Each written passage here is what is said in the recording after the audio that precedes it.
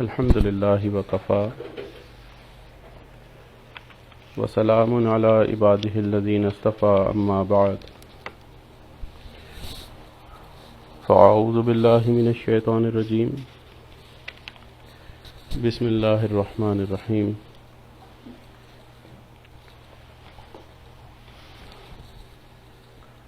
اللہم صلی علی سیدنا محمد وعلی آل سیدنا محمد وبارک وسلم قال اللہ تعالی فی القرآن الکریم اللہ ولی الذین آمنوا وقال اللہ تعالی فی مقام آخر واللہ ولی المؤمنین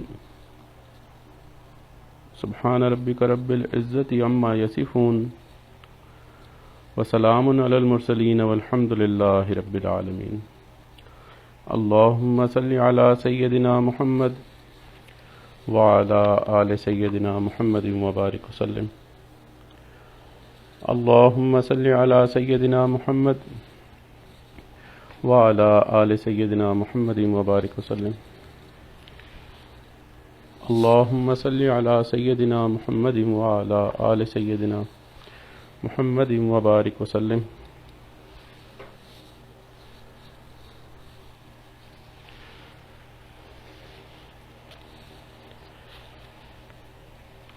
اللہ رب العزت کے فضل سے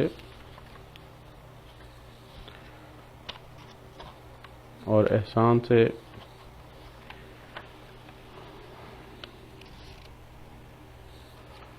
ہم اپنی زندگی میں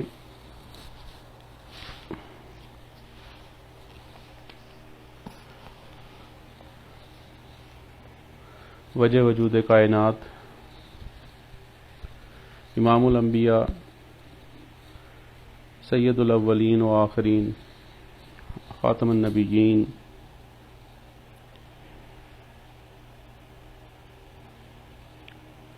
سیدنا و مولانا محمد صلی اللہ علیہ وآلہ وسلم کی سیرت مبارکہ اور ان کی سنت مبارکہ سے متعلق دروس کا سلسلہ شروع کر رہے ہیں۔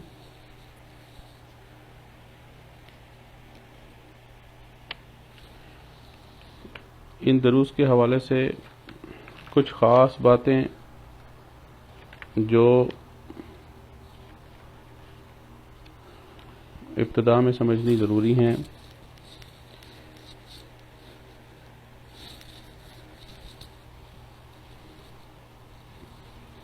وہ یہ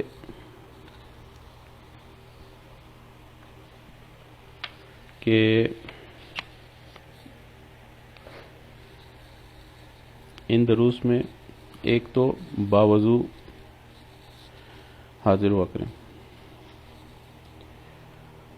اور اگر 2 رکعت نفل پڑھ کر اللہ تعالیٰ سے یہ دعا مانگ کر آئیں کہ اے اللہ، ہم آپ کے پیارے حبیب حضرت محمد صلی اللہ علیہ وآلہ وسلم کی باتیں پڑھیں گے، آپ ان پر ہمیں عمل کی توفیق عطا فرما دیں اور ان سنتوں پر عمل کرنا ہمارے لیے مرغوب بنا دیں، اور ہمارا دل چاہے کہ ہم ان پر عمل کریں تو پھر زیادہ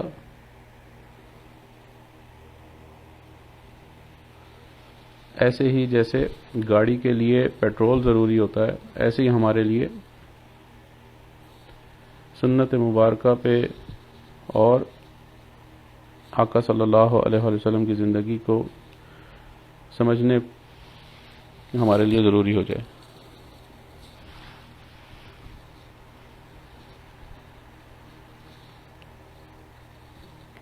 دوسری چیز اس میں یہ ہے کہ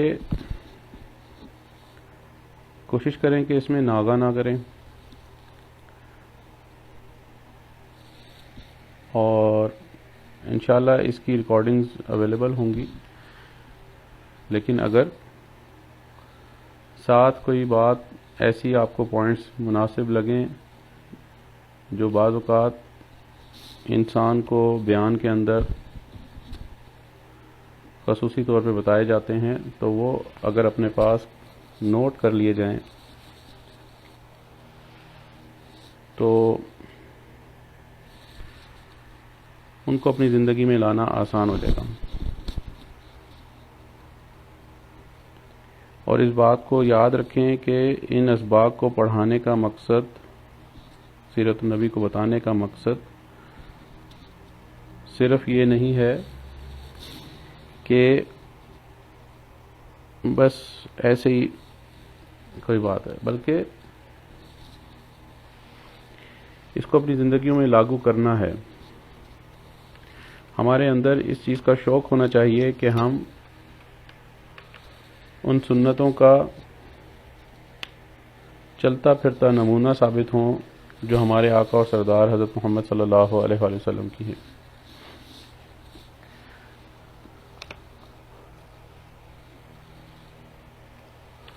اللہ رب العزت نے جب اپنی مخلوقات کو پیدا کیا تو ان مخلوقات میں اللہ تعالیٰ نے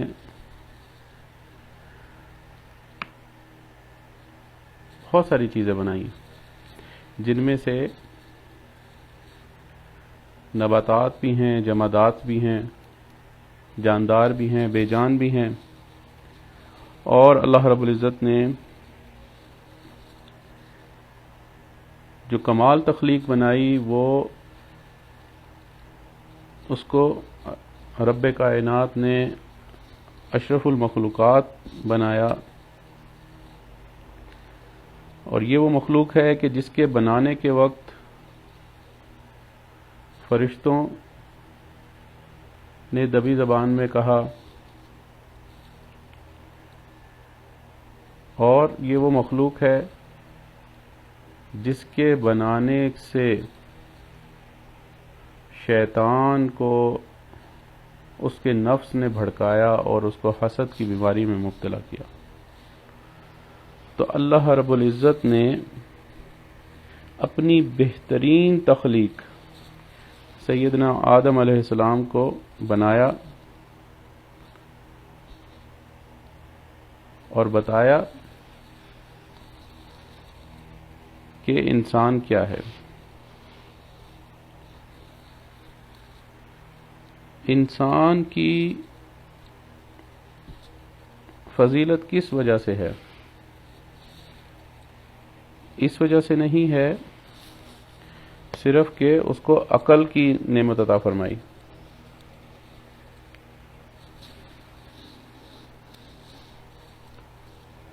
کیونکہ عقل کے ذریعے سے تو انسان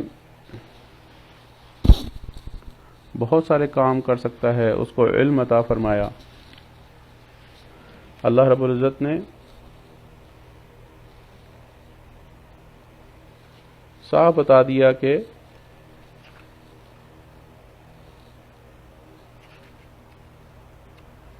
حضرت آدم علیہ السلام کو علم کی نعمت بھی عطا فرمائی، لیکن یہ انسان جو بنایا، کچھ لوگ کہتے ہیں کہ یہ مٹی کا پتلا ہے، اس میں جان ڈال دی گئی تو وہ بولنے لگا۔ منطق پڑھنے والے کہتے ہیں کہ انسان ایسا جاندار ہے جس کو عقل عطا کی گئی، جس سے وہ برے اور بھلے کو پہچانتا ہے اور سوچ کر نتیجے کا اخذ کرتا ہے، چیزیں ایجاد کرتا ہے۔ لیکن اس دنیا میں جاندار تو اور بھی ہیں، تو انسان کا درجہ ان سے اونچا کیوں ہے؟ اگر تو صرف عقل کی بات ہوتی تو یہ جو تمام جانداروں پر قبضہ جماتا ہے اور دنیا کی ہر چیز کو اپنے تصرف میں لے آتا ہے، کسی کو کاٹتا ہے، کسی کو توڑتا ہے، کسی چیز کو جلاتا ہے، کسی چیز کو پگھلاتا ہے، سمندروں میں تیرتا ہے، فضا میں اڑتا ہے، اور اللہ رب العزت کے دیے ہوئے علم سے چاند تاروں پر بھی قبضہ جمانا چاہتا ہے، تو اس کا یہ قبضہ اور تصرف کہاں تک درست ہے؟ تو کیا اس کو عقل اس لیے دی گئی کہ وہ ظلم و جبر قہر کر سکے؟ تو اس عقل کو ہم نعمت اور رحمت مانیں یا عذاب اور مصیبت سمجھیں کہ ساری مخلوق کو اپنے شکنجے میں کس رہی ہے، تو منطق اس کا کوئی جواب نہیں دیتی۔ اور اگر قرآن مجید کا مطالعہ کیا جائے تو قرآن شریف میں اس کا جواب موجود ہے کہ قرآن حکیم بتاتا ہے کہ اس تمام مخلوق کا ایک پیدا کرنے والا ہے، اس نے اپنی مرضی سے اس تمام مخلوق کو پیدا کیا، جس میں زمین و آسمان، چاند، سورج سب اسی کے پیدا کیے ہوئے ہیں، جس کو جیسا چاہا بنا دیا۔ اور سبحان اللہ کے بغیر کسی عیب اور نقص کے چیزیں اللہ رب العزت نے بنائی، ان کو ان کے کاموں میں لگا دیا۔ لوگ ڈرتے ہیں کہ زمین کے اوپر پانی ختم ہو جائے گا، درخت ختم ہو جائیں گے۔ بھئی درخت آپ نے، یہ زمین آپ نے بنائی ہے، یہ تو اس کو بنانے والا ایسا زبردست علیم ہے کہ اس کے پاس تو کامل علم ہے۔ اس خدا نے انسان کو پیدا کیا، اس کو عقل اور سمجھ دی، اس کو علم دیا، اور اسی نے انسان کو پوری کائنات میں اپنا نائب بنایا۔ تو سورہ بقرہ کی 30ویں آیت میں ہے کہ اسی نے اس کو ایسی صلاحیت اور ایسی طاقت بخش دی کہ زمین و آسمان کی کسی بھی چیز پر وہ قبضہ کر سکتا ہے اور اس کو اپنے کام میں لا سکتا ہے۔ اسی طرح سورہ جاثیہ میں بھی اللہ رب العزت فرماتے ہیں کہ زمین و آسمان کی تمام چیزیں اسی کے لیے مسخر کر دی۔ تو اب اس سے سمجھیں کہ انسان کی فضیلت جو ہے وہ صرف عقل کی وجہ سے نہیں ہے۔ مختصر بات سمجھنے کی یہ ہے کہ انسان کی حقیقت قرآن شریف نے یہ بتائی ہے کہ وہ اللہ کا خلیفہ یعنی نائب ہے، اور اس کی بڑائی صرف عقل کی وجہ سے نہیں ہے بلکہ اس نیابت کے منصب کے عطا ہونے کی وجہ سے ہے۔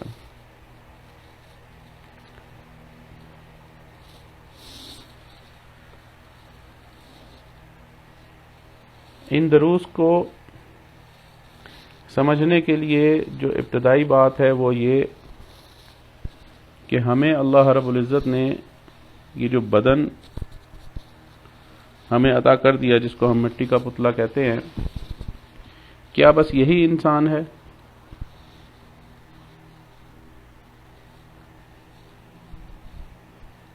تو صرف یہی انسان نہیں ہے، یہ صرف قالب ہے۔ انسان کچھ اور ہے، یہ جو ہے گھٹتا ہے، بڑھتا ہے۔ قالب جو ہوتا ہے گھٹتا ہے، بڑھتا ہے، پرانا پڑ جاتا ہے، کبھی اس کا کوئی حصہ کٹ جاتا ہے،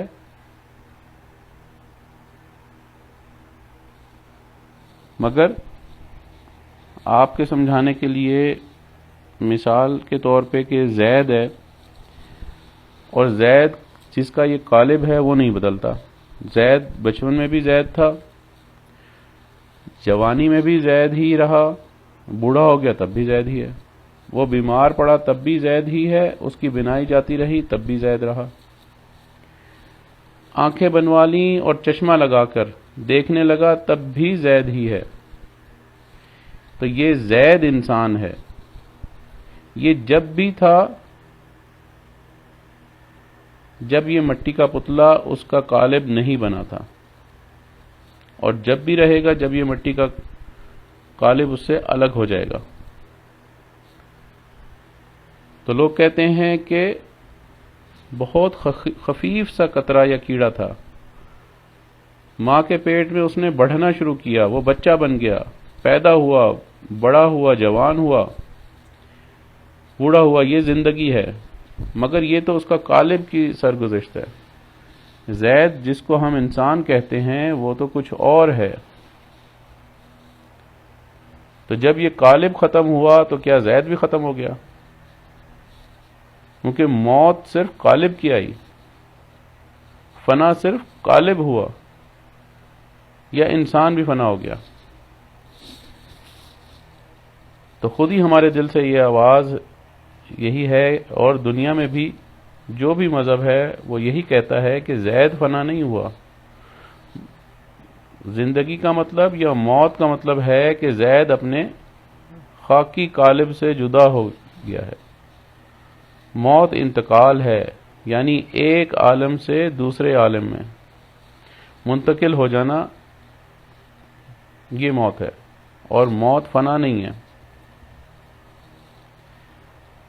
اب اگر موت فنا نہیں ہے تو پھر مرنے کے بعد بھی کیا زید باقی رہتا ہے؟ تو اس بقا کا کیا نام ہے؟ تو مرنے کے بعد باقی رہے گا تو کہاں رہے گا؟ کس طرح رہے گا؟ آرام سے رہے گا یا تکلیف سے؟ اور اگر آرام ملے گا تو کس طرح ملے گا، اور تکلیف ملے گی تو کس طرح ملے گی؟ تو موجودہ زندگی کا تعلق اس سے کیا ہوگا؟ اور اس زندگی میں جو کچھ کیا ہے اس کا کوئی اثر موت کے بعد ہوگا؟ اگر اثر ہوگا تو کس عمل کا اثر کیا ہوگا؟ اسی طرح کون سے عمل کرنے چاہیے جن کے اثر اچھے ہوں، اور کون سے عمل کس طرح کرنے چاہیے کہ ایسے ہوں کہ وہ اعمال نہیں کرنے چاہیے۔ تو اگر ہماری عقل اور سمجھ کا تقاضا ہے کہ جہاں ہمیں پہنچنا ہے وہاں کی باتیں معلوم کر لیں، رات کی اندھیری ختم ہونے کے بعد جو کل کا دن آنے والا ہے اس کا انتظام آج کر لیں، تو ہمارے لیے لازم ہو جاتا ہے کہ ایک لمحہ بھی ضائع نہ کریں، اور سب سے پہلی فرصت میں، اور فرصت انسان کے پاس نہ بھی ہو تو فرصت نکال کر وہی سوچے کہ بھئی ان سوالوں کا جواب کیا ہے، کہ میں زندہ ہوا تو کیوں ہوا، اور مروں گا تو کیا کروں گا۔ تو آپ دیکھیں کہ لوگ آج کل تفریحی مقامات پر جاتے ہیں، کوئی کسی ملک کا سفر کرتا ہے، کوئی یورپ چلا جاتا ہے، کوئی امریکہ چلا جاتا ہے، کوئی حرمین کا سفر کرتا ہے، لیکن آپ وہاں کی باتیں کس سے معلوم کریں گے؟ اس شخص سے معلوم کریں گے کہ جو وہاں پہ گیا ہوگا۔ لیکن اگر کوئی شخص یورپ گیا ہی نہیں، یا یورپ گیا ہو اور واپس نہ آیا ہو،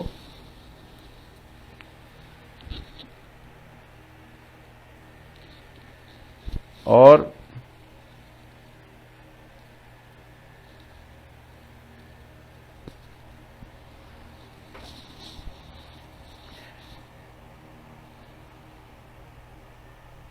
یورپ جانے کے بعد اس نے کوئی واپسی خط بھی نہ لکھا ہو، تو یہ باتیں ہم کس سے معلوم کریں گے؟ تو یورپ کی باتیں معلوم کرنے کی ہمیں کوئی ضرورت نہیں۔ اگر ہمیں یورپ جانا نہ ہو، لیکن جب ہمیں جانا ہے اور ضرور جانا ہے تو وہاں جا کر رہنا ہے، اور اتنا رہنا ہے کہ اس کی کوئی مدت متعین نہیں، تو ساری عمر وہاں رہنا ہے، تو ہم سے زیادہ کوئی نادان اور غافل نہ ہوگا کہ اگر ہم یورپ کی باتیں معلوم ہی نہ کریں اور ان حالات کی پوری تحقیق ہی نہ کر لیں۔ تو دانشمندی کا تقاضا تو یہ ہے کہ ہم جہاں تک معلوم کر سکیں ہر چیز کی تحقیق کر لیں، مگر یہ سوال پھر لوٹ آیا کہ کس سے معلوم کریں؟ جب انسان کو اپنی عقل پر ناز ہے، اور وہ اس میں شک نہیں کہ عقل ایسی نعمت ہے کہ اس پر ناز کرنا چاہیے، مگر سب باتیں عقل نہیں بتاتی، تو اس شخص کو عقل مند نہیں بیوقوف کہا جائے گا جو یورپ کی باتیں عقل سے معلوم کرنا چاہے۔ عقل وہاں کام کرتی ہے جہاں مشاہدہ یا تجربہ ہوتا ہے، تجربہ بھی مشاہدے سے ہی ہوتا ہے۔ جہاں مشاہدہ ہی کچھ بھی نہ ہو وہاں عقل کام نہیں کر سکتی۔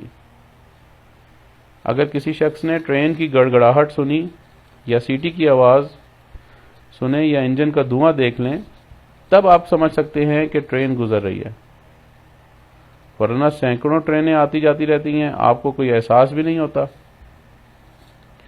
تو عقل بیچاری غافل رہتی ہے۔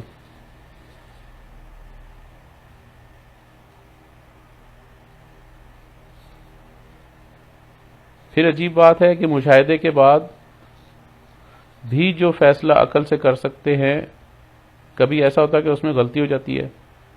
مثلاً کہ ٹیبل فین جب چلتا ہے تو ہمارا مشاہدہ یہ ہوتا ہے کہ اس میں کوئی پنکھڑی نہیں ہے، حالانکہ یہ مشاہدہ غلط ہے۔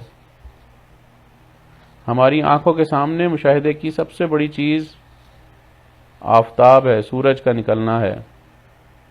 سورج طلوع ہوتا ہے، چڑھتا ہے، غروب ہوتا ہے، اور ہم روز بلا ناغہ مشاہدہ کرتے ہیں، مگر آفتاب گھوم رہا ہے یا زمین گھوم رہی ہے؟ سورج گھوم رہا ہے یا زمین گھوم رہی ہے؟ تو ہمارا مشاہدہ یہ ہے کہ کسی کو دیکھے تو وہ کہے گا کہ جی سورج گھوم رہا ہے، ہم تو اپنی جگہ کھڑے ہیں، سورج مشرق سے نکلتا ہے اور چلتا چلتا مغرب میں چلا جاتا ہے۔ ہم چاند تاروں کو چھپتے نکلتے دیکھتے ہیں، مشاہدہ کرتے ہیں،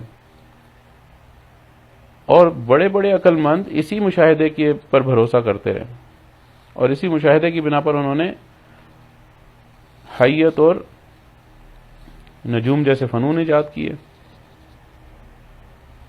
اور ہزاروں برس تک ان فنون کی دھاک بیٹھی رہی۔ بڑے بڑے ذہین اور سمجھدار علماء نے اپنی ساری ساری عمریں ان فنون کے ایجاد کرنے پر پڑھنے پڑھانے میں صرف کر دیں، اور ان فنون کی بنیاد پر ذائچے اور رصد گاہیں تیار کی گئیں۔ بڑی بڑی حکومتوں نے ان فنون کی سرپرستی کی، بے شمار دولت ان فنون کی ترقی پر صرف کی گئی، لیکن اب تحقیق یہ ہے کہ جو کچھ تھا سب غلط تھا۔ جو مشاہدہ تھا وہ حقیقت نہیں تھا، فریب نظر تھا، کیونکہ آسمان کا تو وجود ہی نہیں ہے، اور گھومنے والا تو سورج ہی نہیں ہے بلکہ گھوم تو زمین رہی ہے۔ تو اس سے یہ ثابت ہوتا ہے کہ ہم جو اپنی آنکھوں سے بھی مشاہدہ کر رہے ہوتے ہیں وہ مشاہدہ بھی غلط ہو سکتا ہے۔ دنیا کے عقل مندوں کا فیصلہ تھا، اور ہمارا مشاہدہ بھی یہی تھا کہ حرکت کا کوئی وجود باقی نہیں رہتا۔ ہمارے الفاظ، ہماری آواز بھی زبان اور گلے کے پٹھوں کی حرکت کا اثر ہے، یہ بھی فوراً ختم ہو جاتی ہے، ان کے باقی رہنے کا بھی تصور نہیں کیا جا سکتا، اور اس شخص کو بیوقوف اور بے عقل سمجھا جاتا تھا جو ان کے باقی رہنے کی بات کہتا تھا۔ مگر سائنس کی جدید تحقیقات نے یہ ثابت کر دیا کہ جس کو بیوقوف سمجھا جاتا تھا وہ حماقت نہیں بلکہ حقیقت ہے۔ ہمارے الفاظ باقی رہتے ہیں، ان کو ہم ریکارڈ کر سکتے ہیں۔ ٹیلی ویژن نے ہماری حرکت کے لیے بھی بقا کا فیصلہ کر دیا۔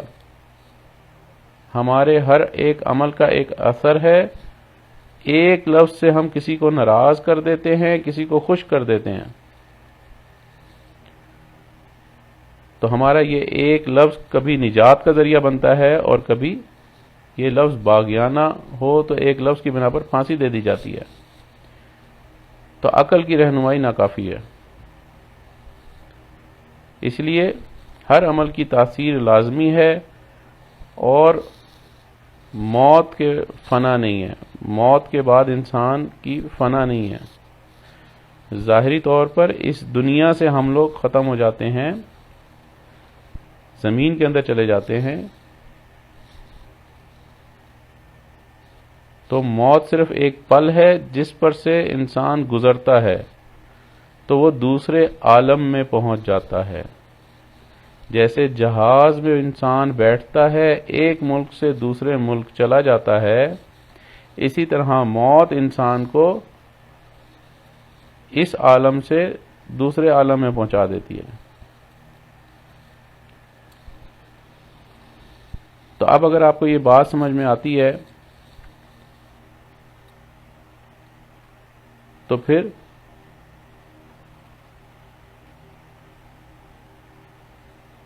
اس چیز کو سمجھنے کی ضرورت ہے کہ انسان کی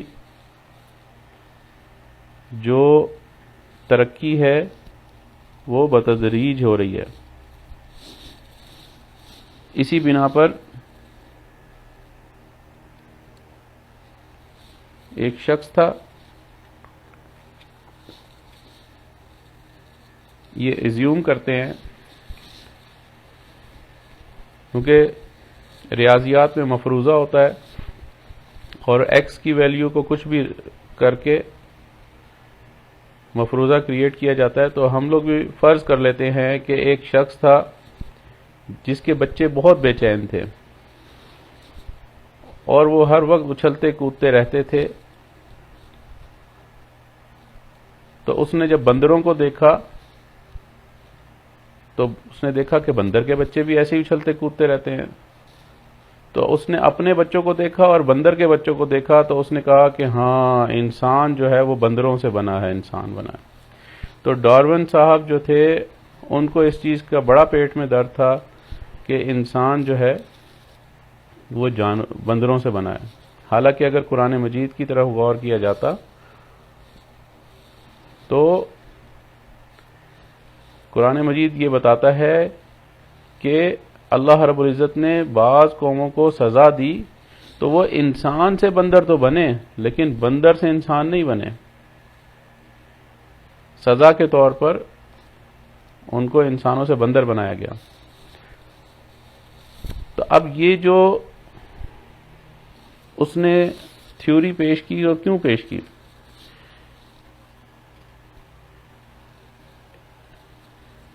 اس کی وجہ یہ تھی کہ اللہ رب العزت نے بنیادی طور پر ہر انسان کے اندر ایک فطری طلب رکھی ہے، ایک رہنما کرنے کے لیے ایک انسان کو بار بار احساس ہوتا ہے کہ بھئی ہم لوگ تو اللہ کا شکر ادا کریں نا کہ ہم کسی مسلمان کے گھر میں پیدا ہوئے ہیں. تو جو بچہ پیدا ہوا اور وہ صرف رونا جانتا ہے اور اس کو کسی بات کی خبر نہیں اور وہ بے بس ہے، کمزور ہے، کچھ نہیں کر سکتا، نہ اس کو کھانے کا پتہ ہے نہ اس کو پینے کا پتہ ہے، نہ وہ خود سے کچھ کھا سکتا ہے،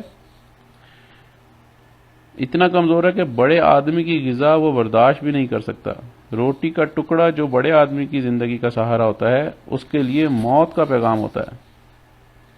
لیکن جس قدرت نے اس کو قطرے سے بڑھا کر انسان بنایا وہ یہاں بھی اس کی مدد کر رہی ہے. تو ماں کی ممتا بے چین ہوتی ہے کہ اس ننھے سے بچے کو چھاتی سے لگائے اور خاص اس جگہ جہاں سے اس کا منہ رہتا ہے قدرت نے ایسے فوارہ بنا دیا کہ جیسے ہی یہ بچہ پیدا ہوا خود بخود اس بچے کی غذا اکٹھی ہو گئی، جو اس کے لیے نہایت ہلکی، طاقتور اور صحت کا باعث ہوتی ہے. اور یہ بچہ کچھ نہیں جانتا مگر یہ خوب جانتا ہے، بلکہ اس کا یہ ماہر ہے کہ وہ اس فوارے کو جس طرح سے غذا لے گا وہ اس کو معلوم ہے. تو یہ چیز اس کو کس نے سکھائی؟ یہ قدرت کی مدد ہے اور اس کی فطری تعلیم ہے.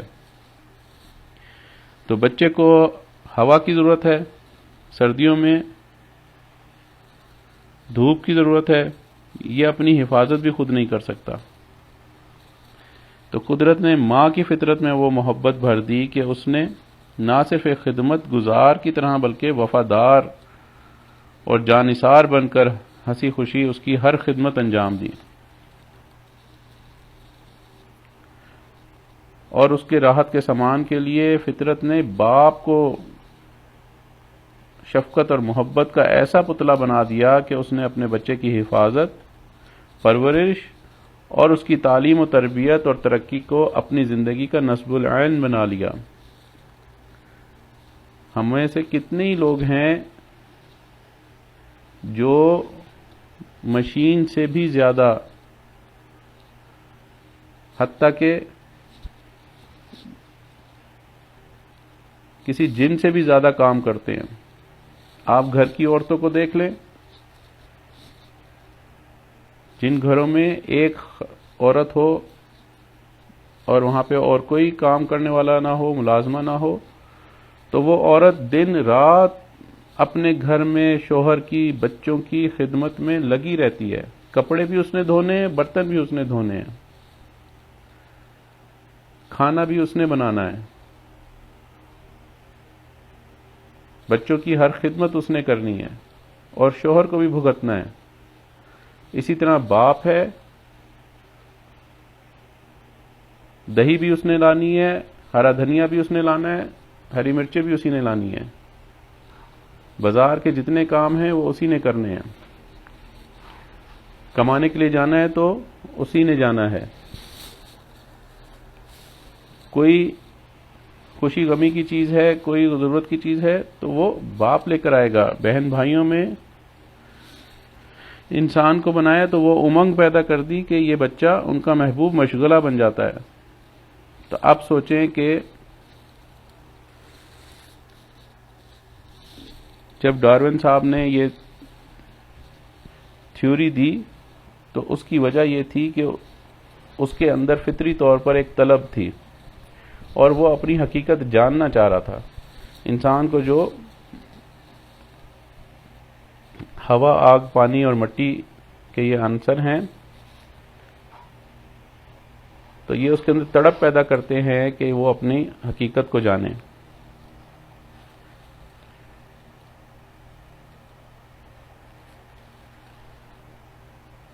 اور اسی ایجادات کے ذریعے سے انسان ترقی کرتا کرتا آج اس مقام پر ہے کہ مادی ترقی جو ہے وہ بے انتہا ہے. جس طرح تمدن اور سائنسی ایجادات کے سلسلے میں ایسا ہوا کہ ضرورتیں سامنے آتی رہیں اور مسائل پیدا ہوتے رہے، ماہرین کے ذہن ان کے حل کی طرف متوجہ ہوتے رہے، پھر کسی ماہر کے ذہن میں ایک بات آئی، اس نے اس کا سوال حل کر دیا، اس طرح ایک نئی ایجاد دنیا کے سامنے آئی. تو آپ سوچیں کہ کیا خود انسان اور انسانیت کے سلسلے میں بھی ایسا ہوا؟ سمجھدار انسانوں نے غور کیا ہو کہ انسان کیا ہے، خالق یا مخلوق، خود پیدا ہو گیا یا کسی نے پیدا کر دیا؟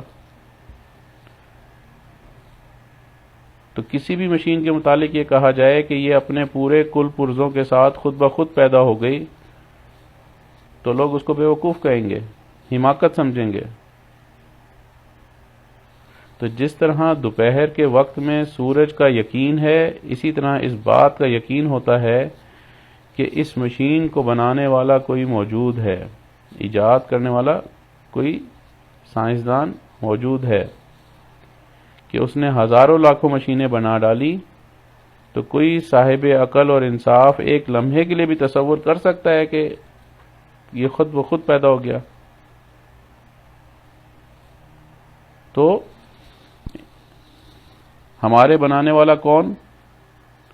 انسان کو عقل و ہوش کے ساز و سامان سے کیوں لیس کیا گیا؟ اور انسان کا اس بنانے والے سے کیا تعلق ہونا چاہیے؟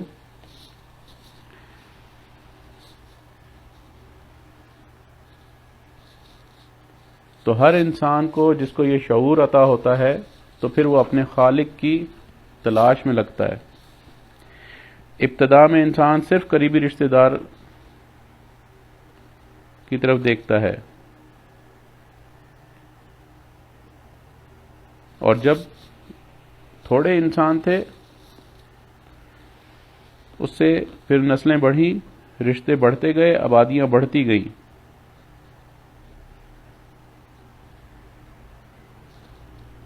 تو اسی طرح اللہ رب العزت نے جب اس زمین پہ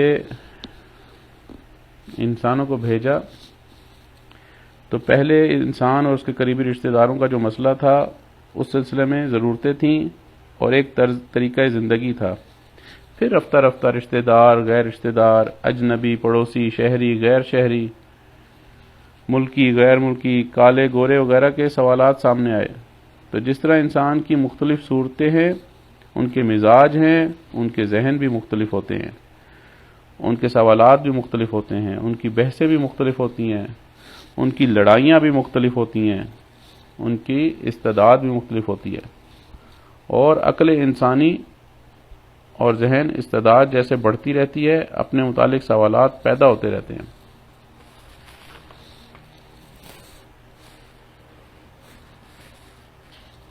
تو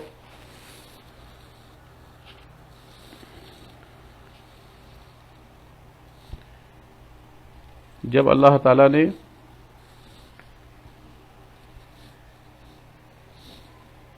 انسان کو بنایا ہے اور ہمیں یہ پتہ لگ گیا کہ ہمارا بنانے والا ہمارا ایک رب ہے، تو اللہ رب العزت نے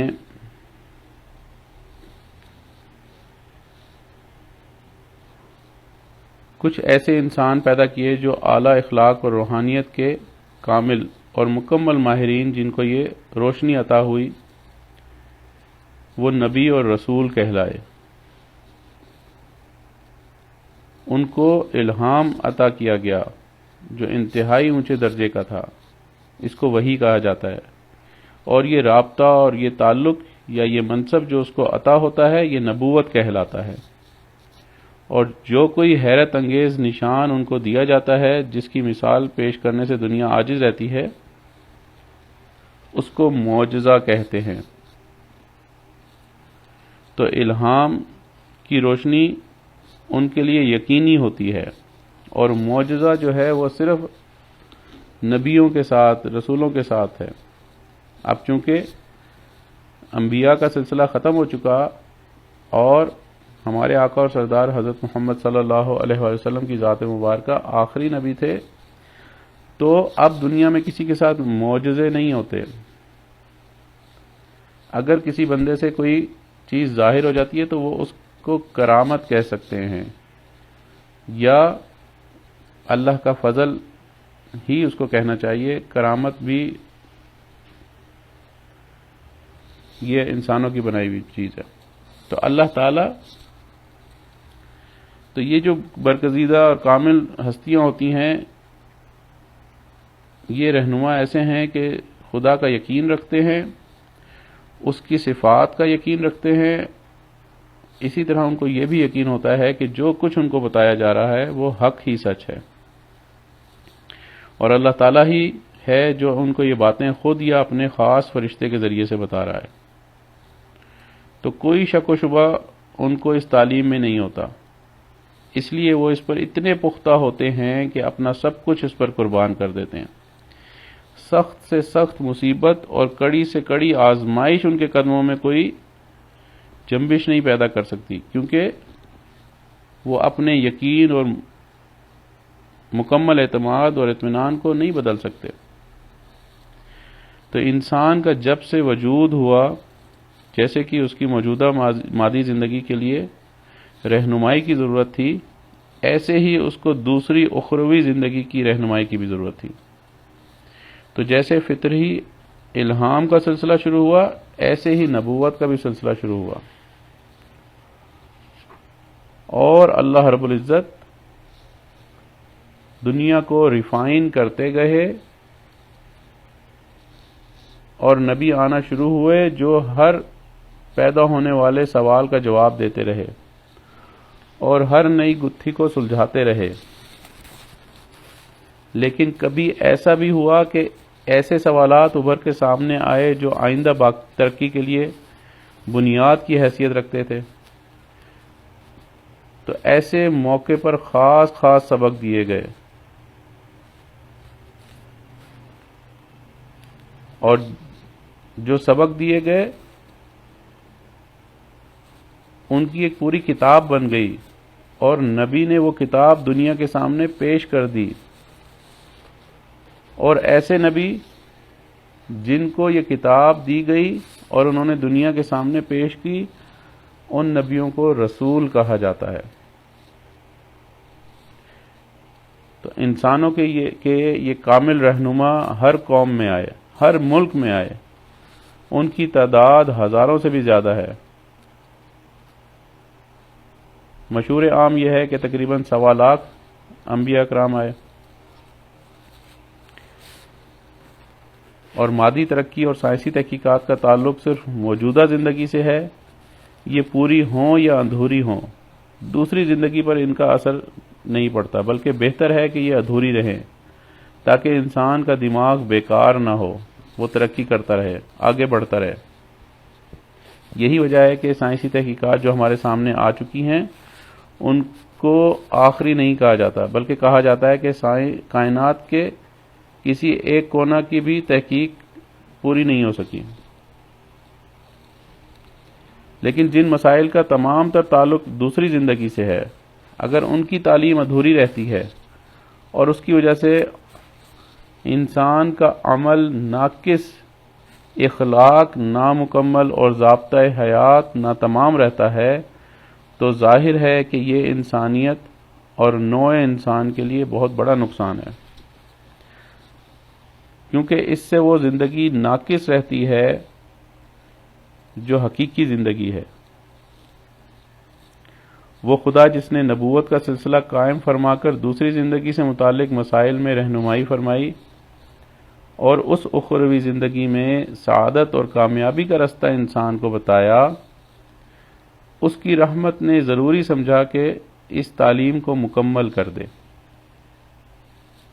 لہذا جب تک انسان کے ذہن و فکر میں یہ صلاحیت پیدا نہیں ہوئی کہ وہ کورس کے آخری اور مکمل سبق کو سمجھ سکے،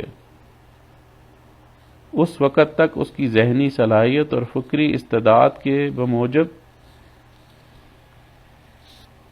آپ دیکھیں یہ اپنی اسی بات کو میں مزید آسان الفاظ میں آپ کو سمجھانے کی کوشش کرتا ہوں کہ جو بچہ اسکول جانا شروع ہوتا ہے تو اس کو ایک دم ہم میٹرک کے امتحان میں نہیں بٹھاتے، بورڈ کے امتحان میں ایک دم نہیں بٹھاتے۔ وجہ کیا؟ کہ اس کی استعداد نہیں ہے۔ تو اللہ رب العزت نے یہ جو کائنات بنائی ہے، بنی نو انسان بنایا ہے، اس کو درجہ بدرجہ لے آئے ہیں، اور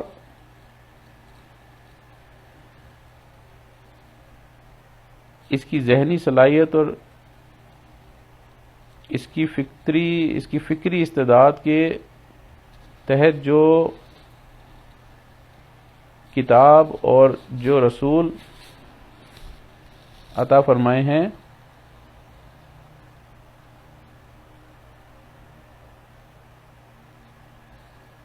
اس کے متعلق ہمیں سیکھنا ہے۔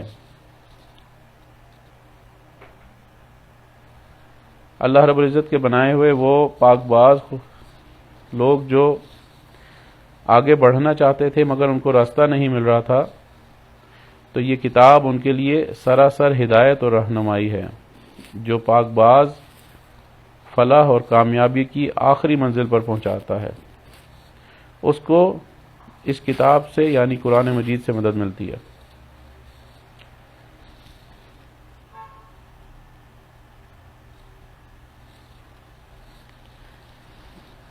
تو اس درس کے اندر کچھ باتیں آپ کو یہ سمجھ میں آ گئی کہ یہ دنیا خود بخود پیدا نہیں ہوئی، پھر انسان خود بخود جانوروں سے انسان نہیں بنے،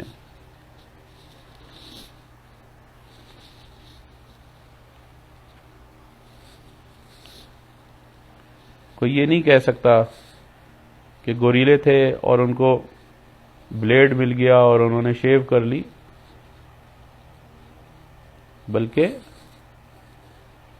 انسان کو اللہ رب العزت نے خاص ایک طرز پہ بنایا ہے۔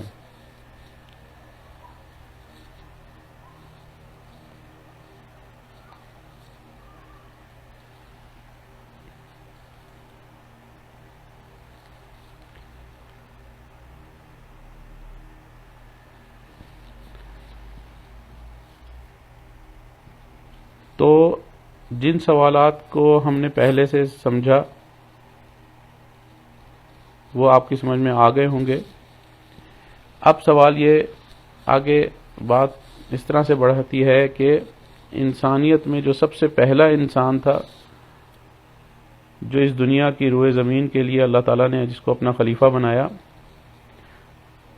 قرآن کریم اور بائبل دونوں کے مطابق متفقہ بیان یہ ہے کہ وہ آدم علیہ السلام تھے، جن کو نبوت بھی عطا ہوئی تھی، اور آدم علیہ السلام کو اللہ تعالیٰ نے چیزوں کے نام بتائے تھے۔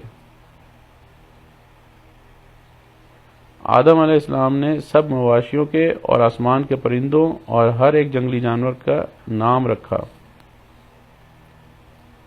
آدم علیہ السلام یہ کو جانتے تھے کہ ان کا اور تمام کائنات کا پیدا کرنے والا ایک خدا ہے، تنہا ہے، اور وہ اسی کے پرستار تھے، اور آدم علیہ السلام کے بدن ہی کے حصہ سے ان کا جوڑا خدا نے پیدا کیا۔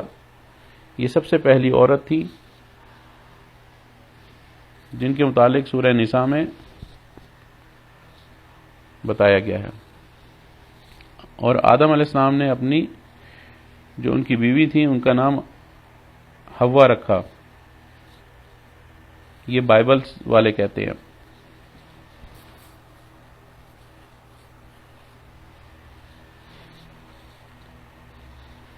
اور ان دونوں کے لیے کسے جو اولاد بڑھی پھیلی، آدم علیہ السلام جانتے تھے کہ ان کے اور تمام کائنات کا پیدا کرنے والا خدا ہے جو اکیلا اور تنہا ہے، اس کا کوئی شریک، کوئی ساجی مددگار نہیں ہے، وہ صرف خدا واحد ہے جو عبادت کے لائق ہے۔ اور آدم علیہ السلام نے کچھ اپنی عقل اور سمجھ سے اور کچھ خدا کے بتائے ہوئے الہام سے خدا کی عبادت کرنے اور دنیا میں زندگی گزارنے کے طریقے سیکھے اور اپنی اولاد کو بتائے۔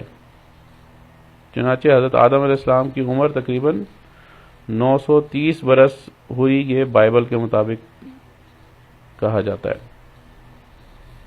صحیح تعداد کا تو کسی کو بھی معلوم نہیں، البتہ تقاضۂ قیاس یہ ہے کہ 9 صدیوں کے طویل عرصہ میں آدم علیہ السلام کی اولاد ہزاروں سے آگے بڑھ گئی تھی، اور باقاعدہ مکانات بھی تعمیر ہونے لگے تھے، اور بہت سی آبادیاں بھی ہو گئی تھیں،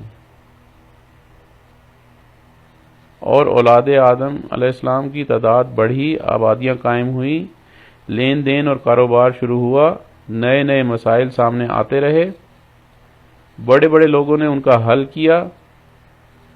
ان میں سے چند کے نام مذہبی کتب میں معلوم ہوتے ہیں، جیسے کہ ودہ، سوا، یغوث، یعوق، نصر۔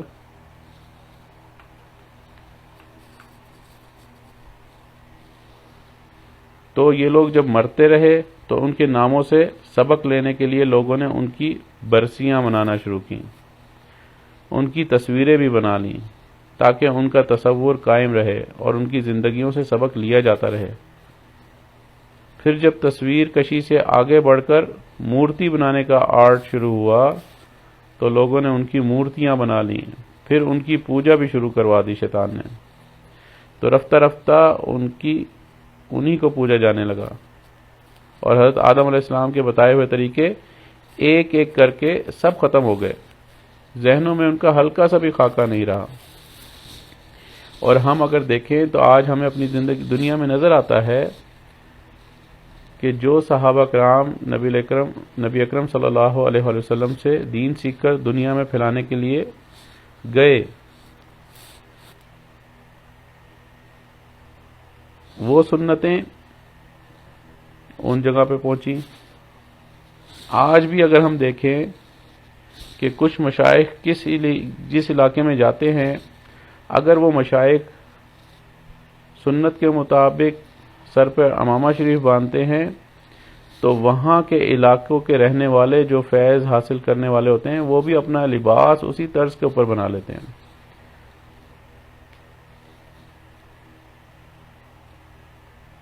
جو مشائخ صرف ٹوپی پہنتے ہیں تو وہاں کے ان کے تعلق والے صرف ٹوپی اور کرتا پجامہ پہنتے ہیں، جو دھوتی باندھتے ہیں، تہبند باندھتے ہیں، وہ ویسے لباس اپناتے ہیں۔ تو جس کے پاس جس طرح سے برگزیدہ لوگ پہنچے، انہوں نے اس طرح سے ان سے کسب فیض کیا۔ تو حضرت آدم علیہ السلام تک کی جو بات ہے اسی کے اوپر آج کا درس ختم کریں گے، اس بات کے ساتھ کہ جو یہ بات اس حدیث نے آپ کو پہلے بھی عرض کر دی ہے کہ ہر ایمان والا جو مرد اور عورت ہے وہ یہ سمجھتا ہے کہ اس کی سب سے بڑی کامیابی یہ ہے کہ وہ اللہ تبارک و تعالیٰ کے ساتھ مضبوط تعلق اور اسے رجوع اللہ کی دولت میسر ہو جائے، جس کے بعد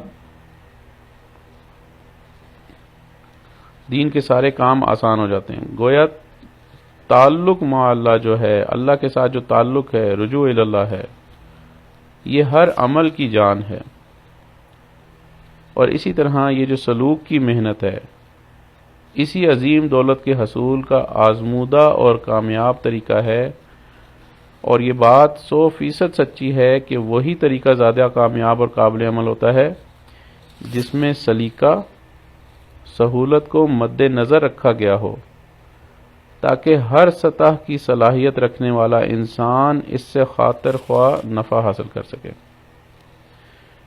تو ہمارے مشائخ کرام کو اللہ تعالیٰ جزائے خیر عطا فرمائے کہ انہوں نے سالکین طریقت کے لیے اس نعمت کو پانے کی ایک ایسی راہ عمل بتائی ہے جس میں ساری خوبیاں بدرجہ اتم موجود ہیں، اور اس کے اوپر چلنے کے بعد محرومی نہیں ہے۔ تو جو نعمت عظمیٰ انہیں حق سبحانہ و تعالیٰ کی دی گئی ہوئی خصوصی توفیق اور نصرت سے اور طویل مجاہدات اور مشقتیں جھیلنے کے بعد ملی ہے، اسے انہوں نے سالکین کے لیے انتہائی واضح اور آسان انداز میں پیش کر دیا۔ تو یہ جو علماء ہوتے ہیں یہ دین کے چوکیدار ہوتے ہیں، ہر زمانے میں نئے نئے مسائل آتے ہیں، لیکن جو لوگ اپنی بنیاد سے جڑے ہوتے ہیں تو یہ علماء اور مشائخ وہ لوگ ہوتے ہیں جو اپنی بنیادوں کو کے اندر فنا ہو چکے ہوتے ہیں۔ وہ اور ان کی بنیادیں دیکھیں تو ایسا محسوس ہوتا ہے کہ وہ ایک ہی چیز ہے۔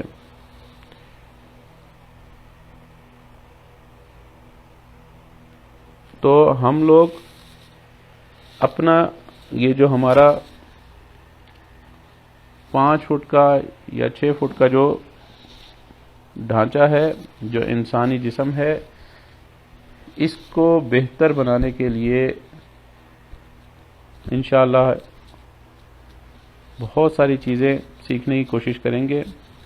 دعا ہے کہ اللہ رب العزت ہمیں اپنے پیارے حبیب صلی اللہ علیہ وآلہ وسلم کی قلب سے جڑا ہوا قلب عطا فرما دیں، اپنے پیارے حبیب صلی اللہ علیہ وآلہ وسلم کی سنتوں سے مطابق ویسی ہی سنت اختیار کرنے کی توفیق عطا فرمائیں۔ اپنی طرف سے نہ کوئی ہم دین کے اندر جدت پیدا کریں، اپنی طرف سے نہ کوئی ایسی شکل پیدا کریں کہ جو ہم سب کے لیے قیامت کے دن بھی اور اس دنیا سے آنکھیں بند ہونے کے بعد قبر میں جانے کے وقت بھی تکلیف کا باعث بنے۔ دعا ہے کہ اللہ رب العزت ہم سب کو اپنے مقربین میں شامل فرمائے۔ وآخر دعوانا ان الحمد للہ رب العالمین۔ دعا سے پہلے تھوڑی دیر کے لیے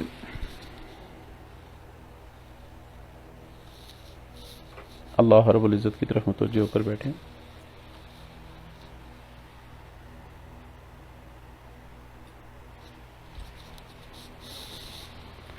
آنکھوں کو بند کر لیں، سر کو جھکا لیں۔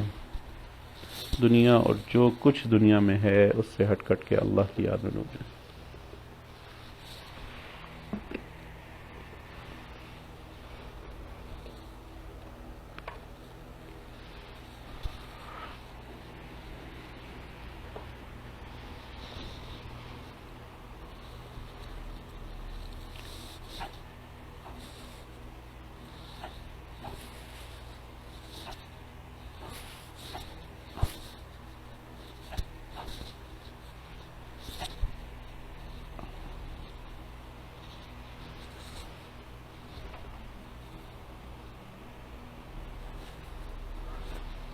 عشق میں تیرے مرتا جاؤں، ذکر میں تیرا کرتا جاؤں، لمحہ لمحہ تیرا دھیان، یا اللہ یا رحمان، یا اللہ یا رحمان۔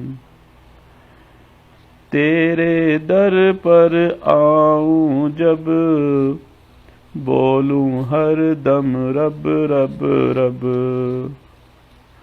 تجھ سے مل کر پاؤں شان، یا اللہ یا رحمان، یا حنان یا منان۔ دل میں تو ہے من میں تو، بولوں ہر دم ہو، تجھ کو دیکھوں دل میں جان، یا اللہ یا رحمان، یا حنان یا منان۔ تیری عظمت تیری قدرت،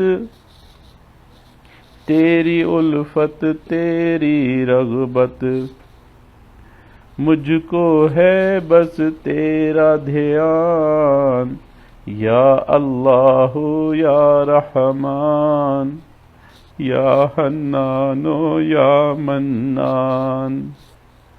رحمت تیری آتی ہے، بن کے بادل چھاتی ہے، کیوں ہے گھائل تیرا جہان، یا اللہ یا رحمان، یا حنان یا منان۔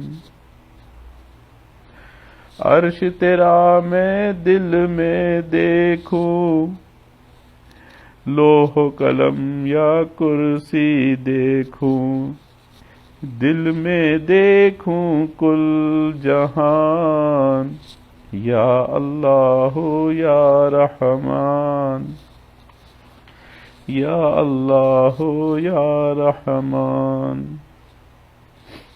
عبد تیرا میں عاصی ہوں، ہر حال میں مولا راضی ہوں، اب دنیا عقبا کر آسان، یا اللہ یا رحمان، یا حنان یا منان۔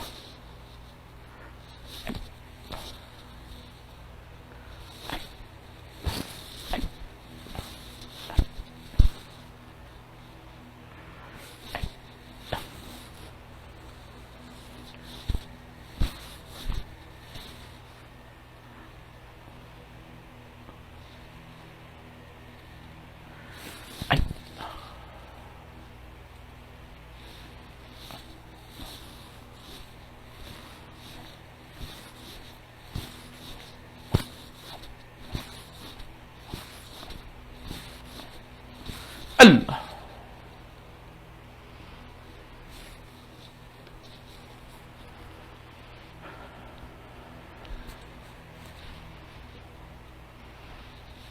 لا الہ الا اللہ محمد رسول اللہ۔ دعا کر لیجئے۔ سبحان ربی العلی الوہاب، اللہم صلی علی سیدنا محمد وعلی آل سیدنا محمد وبارک وسلم۔ اللہم مصرف القلوب صرف قلوبنا علی طاعتک، یا مقلب القلوب ثبت قلوبنا علی دینک، یا حی یا قیوم، یا حی یا قیوم، یا حی یا قیوم، یا حی یا قیوم، یا حی یا قیوم، یا ذو الجلال والاکرام، یا ارحم الراحمین، یا رحمان یا رحیم، یا حنان یا منان یا ربی، اے رب ہم آپ کے عاجز اور مسکین بندے ہیں. یا اللہ ہم ظاہر میں بندے ہیں، حقیقت میں نہایت گندے ہیں. اے رب کریم آپ ہمارے من کی غلاظت کو دھو ڈالیے، عافیت کے ساتھ یا اللہ ہمیں پاکیزہ بنا دیجئے. اے رب کریم ہم نے آپ کی توفیق سے، آپ کے فضل سے، یا اللہ آپ کی عطا سے، محض آپ کی مہربانی سے یا اللہ آپ کے دین کو سیکھنا شروع کیا. یا اللہ جب آپ نے ہم سے محبت فرمائی تو ہم آپ کی طرف متوجہ ہوئے. اے رب کریم جب آپ نے ہم پر رحم کیا تو ہمیں آپ کے پیارے حبیب صلی اللہ علیہ وآلہ وسلم کا خیال آیا. اے رب کریم جب آپ نے ہم پر اتنا کرم کیا، اے میرے مالک جب آپ نے ہم پر اتنا احسان کیا، ہم سے اتنی محبت فرمائی کہ ہمیں اپنے وقت کے بہترین اولیاء میں سے، بہترین مشائخ میں سے ہمارے حضرت جی دامت برکاتہم کا ساتھ عطا فرمایا. اے رب کریم ہمیں وقت کے بہترین علماء سے تعلق عطا فرمایا. یا اللہ ہمیں وقت کے بہترین شہر عطا فرمایا. اے رب کریم ہمیں اپنے بہترین تمام انبیاء کا سردار عطا فرمایا. اے رب کریم ہم آپ کی اس محبت پہ بے انتہا شکر گزار ہیں. یا اللہ ہم آپ کی اس محبت کا شکر ادا زبان سے نہیں کر سکتے، اپنے اعضاء سے بھی نہیں کر پا رہے. اے رب کریم ہم آپ کے دین کی قدر بھی نہیں کر پا رہے. یا اللہ آپ نے ہم سے اتنی محبت فرمائی کہ جس کا ہمیں ادراک بھی نہیں ہے. اے رب کریم ہم آپ سے آج جانا درخواست کرتے ہیں کہ میرے مالک ہمیں ناقدری سے بچا لیجئے. یا اللہ آپ ہمیں اپنے دین کی ناقدری سے بچا لیجئے. اے رب کریم جو تعلق آپ نے ہم سے ہمیں عطا فرمایا اپنے سے، یا اللہ اس کو ضائع ہونے سے بچا لیجئے. اے میرے مالک آپ اگر ہم سے محبت نہ فرماتے تو ہم در در کے تھک کے کھا رہے ہوتے. یا اللہ در در پہ لٹ رہے ہوتے. اے رب کریم جب آپ نے ہم سے اتنی محبت فرما دی کہ ہمیں اپنا دین عطا فرما دیا تو یا اللہ ہماری آپ سے عاجزانہ درخواست ہے کہ رب کریم ہمارے جو ہے راندہ درگاہ ہونے سے بچا لیجئے. یا اللہ ہمارا خاتمہ بالایمان فرمائیے گا، خاتمہ بالخیر فرمائیے گا. اے رب کریم جس نبی کے کلمہ کو پڑھ کر آپ نے ہمیں پیدا فرمایا، اے رب کریم اسی نبی کے کلمے پہ ہمیں موت عطا فرمائیے گا. اے رب کریم اس دنیا کی چکا چوند کے پیچھے یا اللہ دو روٹی کی خاطر، چند روپوں کی خاطر ہمیں ہمارا ایمان ضائع ہونے سے بچا لیجئے گا. اے رب کریم کسی سیاسی جماعت کے پیچھے لگ کے یا اللہ کسی غلط شخص کے پیچھے لگ کے ہمیں اپنی زندگیوں کو، اپنے ایمان کو یا اللہ ضائع ہونے سے بچا لیجئے گا. اے میرے مالک یہ سب آپ کی مخلوق ہے. یا اللہ جتنے انسان ہیں یا اللہ سب آپ کے بنائے گئے ہیں. اے رب کریم ہمیں معاشرے کا اچھا انسان بن کر جینے کی توفیق عطا فرما دیجئے. اے رب کریم جو آپ نے اپنے پیارے حبیب صلی اللہ علیہ وآلہ وسلم اور ان کے اصحاب کی صورت میں جو ہمیں رہنما عطا فرمائے، یا اللہ ہمیں ان کی اتباع کرنے کی توفیق عطا فرمائیے گا. اے میرے مالک ان کا ادب کرنے کی توفیق عطا فرمائیے گا. یا اللہ دین کے اوپر ہمیں ثابت قدمی سے استقامت کے ساتھ چلنے کی توفیق عطا فرمائیے گا. یا اللہ ہم میں سے کسی ایک کو بھی محروم نہ فرمائیے گا. اے رب کریم آپ کے تو بڑے بندے ہیں یا اللہ، پر ہمارے آپ ہی ایک رب ہیں. اے رب کریم ہم آپ کے در کے سوا اور کہیں نہیں جا سکتے. یا اللہ ہماری آپ سے عاجزانہ درخواست ہے، جو ہماری کمی کوتاہی ہے یا اللہ جو ہمارے بدعمالیاں ہیں، اے رب کریم آپ اس کو اپنے فضل سے معاف کر دیجئے. یا اللہ آپ معاف کرنے پر قادر ہیں. اے رب کریم آپ اگر معاف فرما دیں گے تو ہم بچ جائیں گے. یا اللہ ہم نے اپنی زندگی ضائع کر دی، آپ کا دین نہیں سیکھا، آپ کے پیارے حبیب صلی اللہ علیہ وآلہ وسلم کے بتائے ہوئے طریقے پر نہیں وقت گزارا. یا اللہ ہم بہت نادم اور شرمندہ ہیں. پر رب کریم اب جب آپ نے ہمیں شعور عطا فرمایا، یا اللہ جب آپ نے ہم پر مہربانی کا معاملہ فرمایا، تو رب کریم ہم آپ سے عاجزانہ درخواست کرتے ہیں کہ یا اللہ ہمارے نفس امارہ کو نفس مطمئنہ بنا دیجئے. یا اللہ آپ اپنے فضل سے ہمیں اپنے شب زندہ دار لوگوں میں شامل فرما لیجئے. یا اللہ اپنے عبادت گزار لوگوں میں شامل فرما لیجئے۔ اے رب کریم عزتیں ملنے کے بعد ذلت سے بچا لیجئے۔ یا اللہ علم حاصل ہو جانے کے بعد جہالت کے کاموں سے بچا لیجئے۔ اے رب کریم قرب حاصل ہونے کے بعد دوری سے بچا لیجئے۔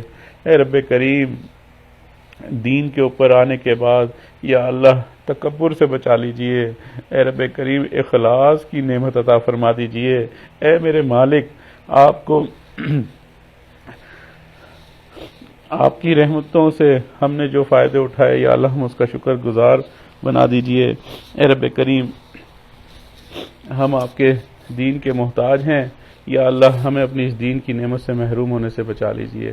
یا اللہ دنیا میں ایسی چیزیں ہیں جو انسان کو اپنی طرف لبھاتی ہیں، ہے پیارے اللہ جو ناری ہوتے ہیں وہ ناری کی طرف بلاتے ہیں، یا اللہ جو نوری ہوتے ہیں وہ نور کی طرف بلاتے ہیں۔ اے رب کریم ہمیں بھی ان لوگوں میں شامل فرما لیجئے۔ یا اللہ جو علماء کے قدموں میں بیٹھنے والے ہیں، اولیاء کے قدموں میں بیٹھنے والے ہیں، یا اللہ جو آپ کی طرف بلاتے ہیں، آپ کے دین کی طرف بلاتے ہیں، اے رب کریم ہم سب کو ان لوگوں میں شامل فرما لیجئے۔ یا اللہ ہمارے اندر سے کھوٹ کو عافیت کے ساتھ دور کر دیجئے۔ اے رب کریم مہربانی کا معاملہ فرما دیجئے۔ یا اللہ ہم سب کی نمازیں درست فرما دیجئے۔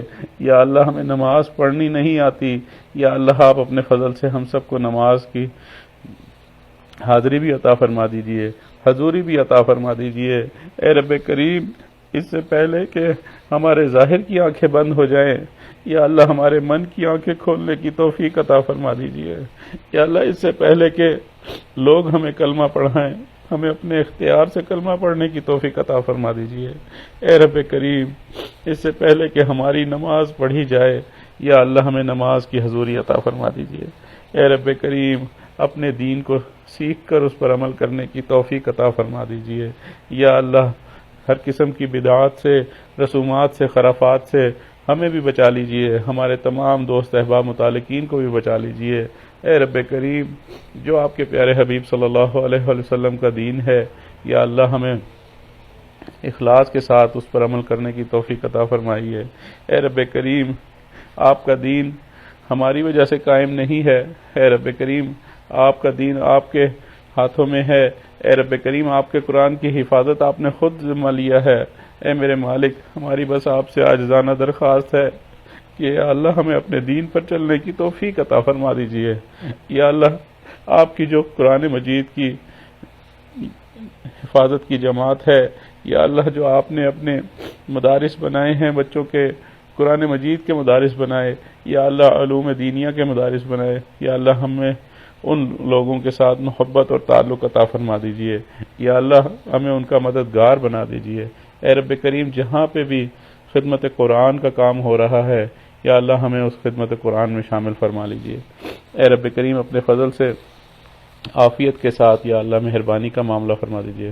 یا اللہ قرآن مجید کو سیکھ کر اس کو پڑھنے اور پڑھانے والوں میں ہمیں بھی شامل فرما لیجئے۔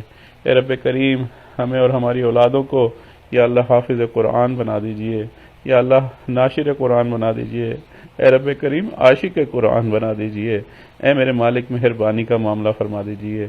یا اللہ حاضرین مجلس کے دلوں کی جو نیک جائز حاجات ہیں، جو ضروریات ہیں، یا اللہ وہ اپنے فضل سے پوری فرما دیجئے۔ ہر قسم کے جادو ٹونے سے ہمارے تمام دوست احباب متعلقین کو، جن لوگوں نے فون کیے، میسج کیے، پیغامات دیے، یا اللہ ان سب کو جادو ٹونے سے، ہمارے حضرت دام کاتم کو اور ان کی اولادوں کو، اے رب کریم ہر قسم کے جادو جنات سے، حاسدوں کے حسد سے، دوستی کے رنگ میں دشمنی کرنے والوں سے، یا اللہ قرضوں سے اور مختلف مرضوں سے یا اللہ اپنی حفاظت عطا فرما دیجئے۔ اے رب کریم ہمیں مانگنا نہیں آتا، آپ اپنے فضل سے یا اللہ بن مانگے عطا فرمائیے۔ اے رب کریم جو لوگ علم دین حاصل کر رہے ہیں، یا اللہ آپ ان کے اس سفر کو پورا فرمائیے، یا اللہ ان کو علم نافع عطا فرما دیجئے۔ اے رب کریم اپنے کرم سے، اپنے فضل سے یا اللہ ہمارے والدین کو، ہمارے عزیز اقارب کو، مشائخ کو جو فوت ہو گئے، یا اللہ ان کی مغفرت فرما دیجئے۔ اے رب کریم جن لوگوں نے ہمیں جیسی دعاؤں کے لیے کہا، یا اللہ ان کو جن کو اولاد کی ضرورت ہے، یا اللہ ان کو اپنے فضل سے نیک صالح اولاد عطا فرمائیے۔